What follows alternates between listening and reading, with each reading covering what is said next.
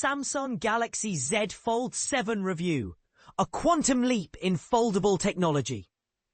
Have you ever felt like technology should be a marvel to behold rather than a tool to use? Well, the Samsung Galaxy Z Fold 7 might just be that marvel. This new flagship foldable is a game changer, representing a significant leap forward in the evolution of foldable phones.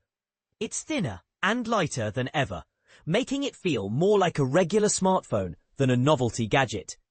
Imagine slipping a tablet into your pocket without the usual bulk.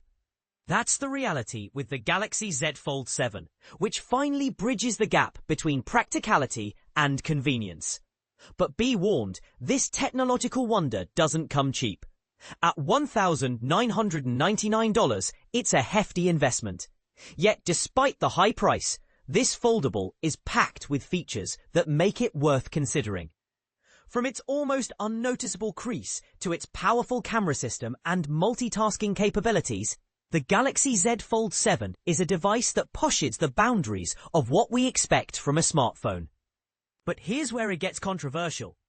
Is the price justified? Can the average person really afford to shell out that much for a phone, even one as impressive as this? And this is the part most people miss.